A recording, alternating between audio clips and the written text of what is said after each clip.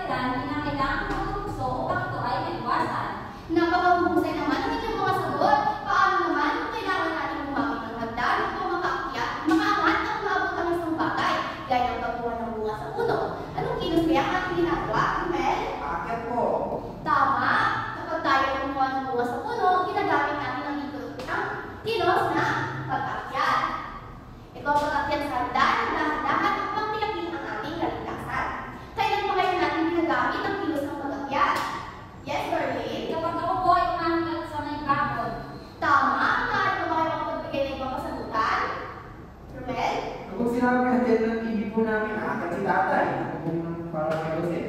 Tumpak at tama ang inyong mga naging kasagutan, lahat ng sitwasyon ng inyong binanggit ay halimbawa ng mga salitang kilos na ating tutunghayin ngayong araw. Ang dami na ulit ang mga salitang kilos na ating nabanggit. Darlene? Ang mga salitang kilos ko ay ang paglalakad, pagtakbo, pagtalon, paglukso, at pagtakyat. Mahuhusay! Ngayon naman, sa ating harapan, ipapaskin ko sa ating kanan ang mga uri ng kilos na ating tatalakayin ngayong araw. Pagkatapos nito, kayo ay magbabahagi ng inyong mga sariling karanasan kung saan ninyo na ipapakita ang mga kilos na ito. Naiintindihan po ba? Opo, teacher. Handa na ba kayo kung malaman ito? Opo. Kung ganoon, atin ay magsimulan. Pero bago ang lahat, nais ko muna, ulitin ninyo ang mga salitang kilos na ating tatalakayin ngayong araw. Maaari mo ba ulit itong basahin? Yes, Romel? Ang salitang kilos po ay tumakbo, paglalakad, lumukso, pagtalon, at pagakyat. Tama, maraming salamat sa inyong pagsagot. Ngayon naman, isa-isa natin talakayin ang mga konsepto ng salitang kilos na ito.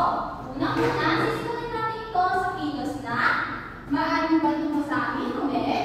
Paglalakad, Tama. Ang unang salitang kilos na ating tatalakayin ay ang salitang kilos ng paglalakad. Na kung saan ito ay, maaari mo ba itong basahin, Stephanie? Paglalakad, isang mabagal at kontroladong kilos ng mga paa. Tama. Ang paglalakad ay isang mabagal na kilos at isang mabagal at natural kilos ng ating mga paa na ating ginagamit upang tayo ay makapunta sa ating patutunguhan. Ngayon ay natin ipapakitang larawan kung saan ito ay ipapakita ng kilos ng paglalakad. Sa tingin mo ba ang larawan pang ito ay nagpapakita ng kilos ng paglalakad? Opo. Tama. Ang larawan ito ay nagpapakita ng kilos ng paglalakad. Paano kaya natin ginagawa ang tamang paglalakad? Una, inalalagay natin ang ating isang paa sa harapan, kasunod ng kabilang paa. Habang gumagalaw tayo ng maayos, kasama ang ating mga braso. Maaari ka bang tumayo? IC, upang ito ay gawin sa ating harapan? Maaari mo bang mapakita ang salitang kilos ng paglalakad? Tama, magaling. Maraming salamat. Maaari ka nang makaupo. Ginagamit natin ang paglalakad tuwing tayo ay bumibili sa may tindahan o kaya naman muna sa kusina upang kumuha ng pagkain. Ngayon, sa larawan na aking ipapakita, nais kong tukuyin ninyo kung anong salitang kilos ng katawan ang dapat gawin ng tauhan sa may larawan. Naiintindihan po ba? Opo. Sa larawan aking pinapakita, ito ang isang halimbawa. Si Nico ay batang busy. Nais na mapagal na pumunta sa banyo upang magsipilyo. Alin kaya sa limang salitang kilos ang dapat gawin ni Nico? Ikaw nga, Ronet? paglalakad ko, Tama! Si Nico ay gagawin ang salitang kilos ng paglalakad upang makarating sa banyo. Maaari mo bang gamitin ang salitang paglalakad sa mga sitwasyon na inyong naranasan? Ikaw ba, Stephanie? Ako po ay naglalakad tuwing papasok papuntang paaralan. Maraming salamat. Sino po sa inyo ang maaari makapagbigay ng kasagutan? Ikaw ba, Ronet? ako po ay naglalakad, pagbihan po ako kukuha ng kapitan sa aming kwarto. Tama! Yung mga naging kasagutan ay mga halimbawa ng sitwasyong ginagamitan natin ng kilos ng paglalakad. Ngayon naman, ang pangalawang salitang kilos na ating tatalakayin ay ang salitang kilos ng Pagtakbo. tama. Ang pangalawang ating tatalakayin ay ang salitang kilos ng pagtakbo na kung saan ito ay isang Mabilis at kontroladong kilos ng mga paa. tama. Kung ang paglalakad ay isang mabagal at kontroladong kilos ng ating mga paa, ang pagtakbo naman ay isang mabilis. Ngunit ito ay kontrolado pa rin ang kilos ng ating mga paa. Sa aking papakitang larawan, sa tingin ba, ito ay nagpapakita ng kilos ng pagtakbo? Opo. Tama. Ang larawan ito ay nagpapakita ng kilos ng pagtakbo. Paano kaya natin ginagawa ang tamang kilos ng pagtakbo? Una, ilalakad muna natin ang ating mga paa at tinitilisan ang ating galaw. At kasunod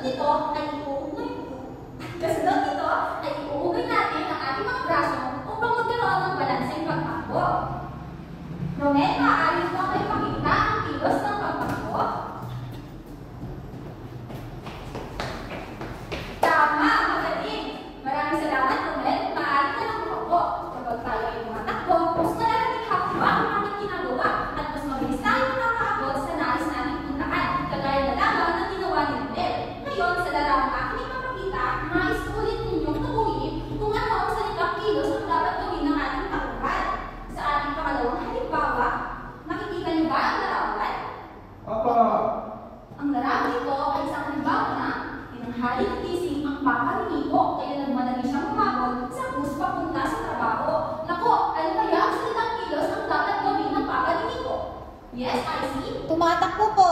Tama, napakahusay. Upang makahabol sa bus ng Papa Nico, kinakailangan niyang gamitan ng kilos na Oh. pagtakbo. Tama. Sa anong mga sitwasyon niyo ba ginagamit ang kilos ng pagtakbo? IC? Tumatakbo po ako pauwi sa aming tahanan kapag malapit ng umulan upang hindi ako mabasa. Maraming salamat. Sino ba maaari makapagbigay ng ibang kasagutan? Romel? Kapag po kasama ko kaibigan ko po, nakita po ko, tapos nagmamatuloy po ako para manalo po. Napakahusay. Ang inyong mga naging kasagutan ay nagpapakita ng paggamit ng kilos na pagtakbo. Ano na nga ulit ang dalawang salitang kilos na ating natalakay? Maaaring mo itong ulitin.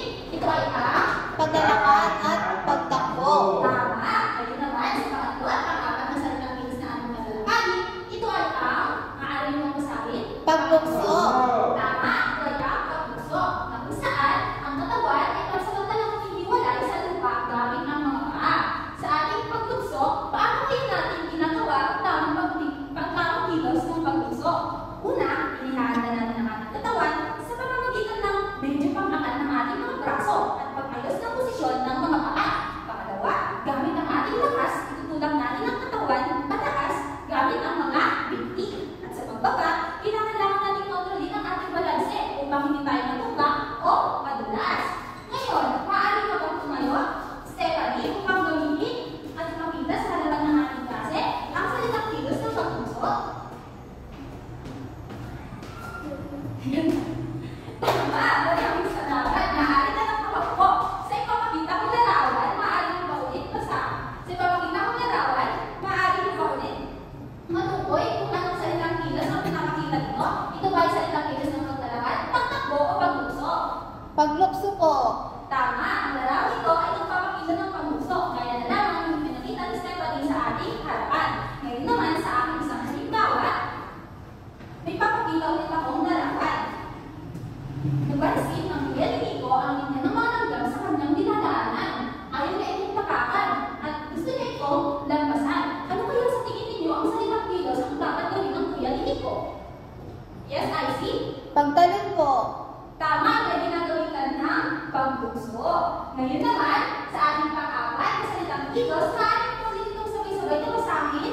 Pagtalon. Ano kaya ang pagtalon? Isang biglaan at mabilis na kilos ng mga paa. Tama, ang paglukso ay ang pansamantalang pagkamalay lang ng ating katawan sa lupa. Ang pagtalon naman ay isang biglaan at mabilis na kilos ng mga paa upang makadali ng kaunti sa ating dating pwesto.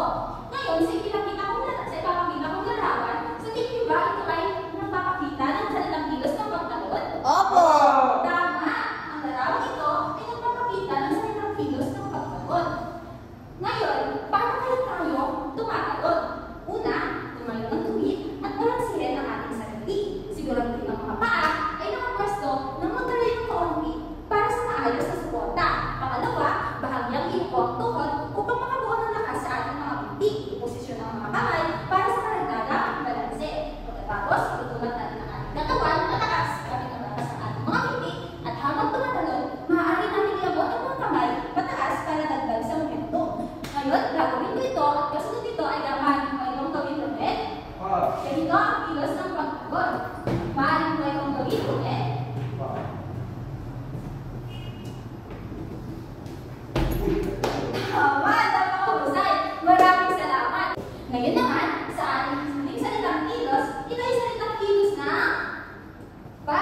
kung saan ito ay isang pagkala ng pagdala ng katawan kapag inaabot ang mataas na bahagi na lugar. Halimbawa na lang, sa larawang aking ipapakita, sa tingin niyo ba ito ay nagpapakita ng salitang kilos ng pag-akyat? Opo. Tama! Ang larawan ito ay nagpapakita ng salitang kilos ng pag-akyat. Ngunit paano kaya tayo nakakapag-akyat? Una, gamit natin ang upan. Upang maabot ko ang pinakamataas na bahagi ng pader, ako ay gagamit ng lakas.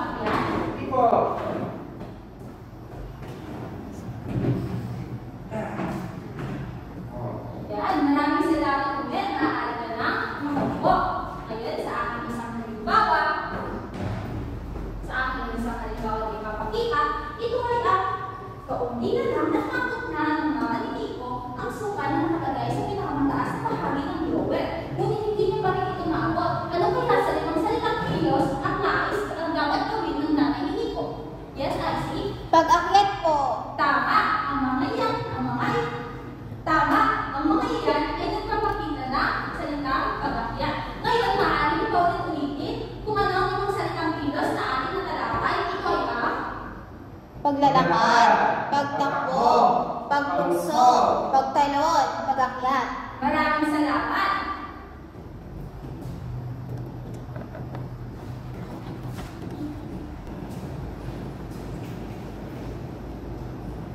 Ngayong alam nyo na ang tungkol sa paglalakad, pagtakbo, pagtalon, pagbukso at pag-akyat, nais kong malaman kung talagang naunawaan nyo ang pagkakaiba ng limang ito. Handa na ba kayo? Opo. Kung ganoon, maaari bang lumayo ang lahat? Hahatiin ko kayo sa 3 grupo at ang bawat grupo ay pupunta sa nag-iisang istasyon sa aming inihanda. Ang bawat istasyon ay naglalaman ng mga katanungan tungkol sa mga uri ng kilos na ating natalakay. Bibigyan ko kayo ng 30 segundo upang tukuyin ang tamang sagot. Pagkatapos nito, bibilang ako ng 5 segundo at sabay-sabay niyo gagawin ang kilos na nakasaad sa papel ayon sa tamang paraan ng pagsasagawa.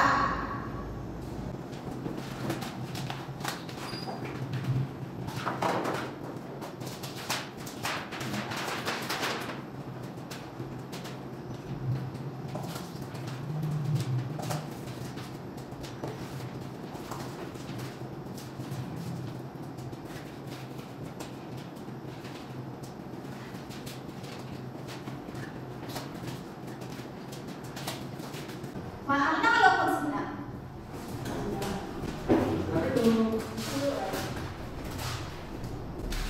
Teacher, discussion 1 po.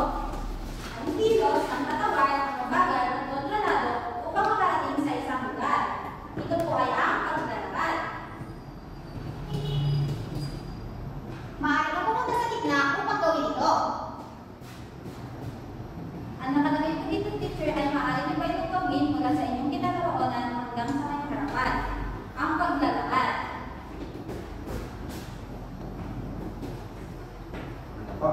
Anong kilos ng katawan ang mas mabilis kaysa sa paglalakad? Ito ay ginagamit natin upang makating ng mas mabilis sa pinakaroonan. Ang saksyon ko dito ay maaari nyo ba ikaw gawin mula sa inyong pinakaroonan ng kansa? Ito po ang gagawin ko ay pagtakbo.